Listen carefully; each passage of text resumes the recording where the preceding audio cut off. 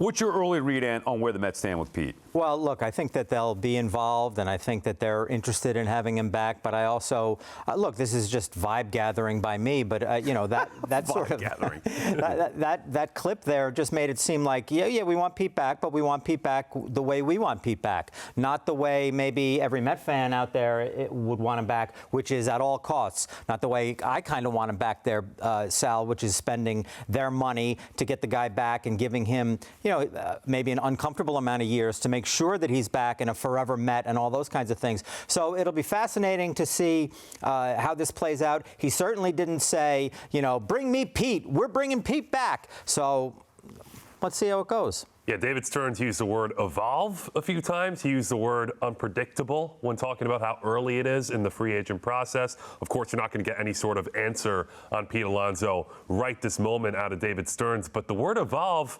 equates with other teams come into the fray and they up the ante a bit.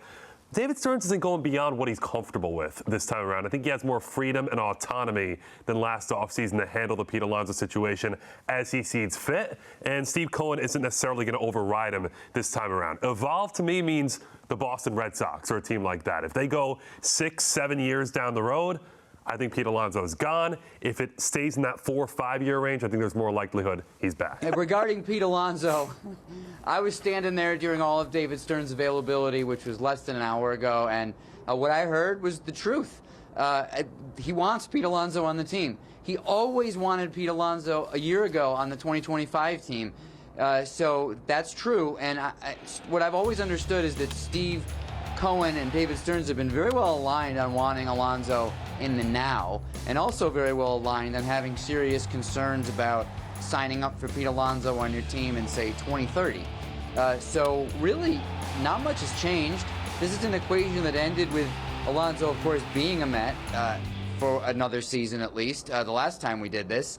And the truth is still the same. David Stearns wants Pete Alonso in the middle of that Mets lineup next season. And so we'll see if a Boston Red Sox or somebody else comes along and presents an offer over the course of this offseason that the Mets don't feel like makes sense for them to match or exceed.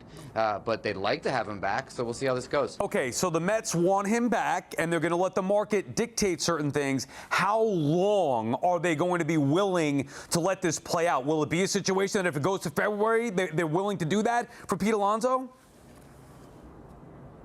They don't have a choice. I know we've talked about this a little, Sal, and I hear your take on this fully, and I think it's valid that, give him a deadline or get this over with one way or the other soon. But because they're interested in having him back, they don't have that luxury.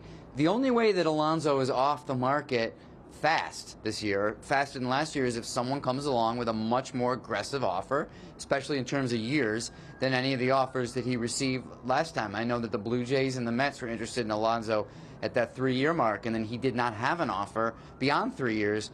So if that happens again, we will absolutely be talking about this in late January.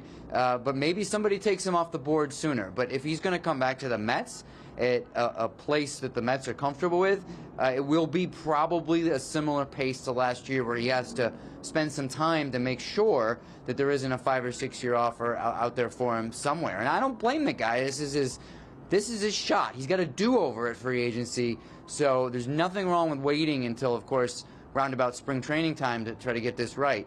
And the Mets are going to have to run an offseason around that, kind of, which isn't ideal, but it's something teams do. Right, as long as they build a team and then have Pete kind of as a luxury, because you can't be holding everything up until Pete Alonso makes his decision. All right, let's make a pitching change. Bring in Jerry Blevins. Jerry, how much of a priority should re-signing Pete be? I think it should be bigger than it is. I'll be honest, Sal. I'm with you. I think the Mets need him more than they think they do. They're going to repeat what happened last year, and they're hoping that the same thing happens, that he falls back into their laps.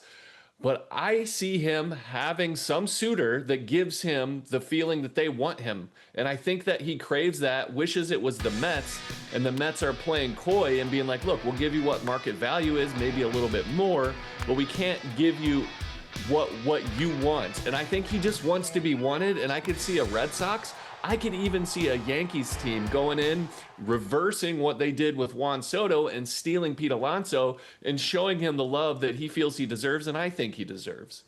Oh, Jerry, I got to say that the Yankee idea there, to me, really lights up the room, because that would make some serious sizzle ripple through New York baseball if that's the way this thing played out and Pete was in pinstripes. I think he'd have huge numbers at Yankee Stadium as well, and also just add so much to the rivalry because of the alluded to the Soto takeaway, Alonso takeaway, both guys having big success.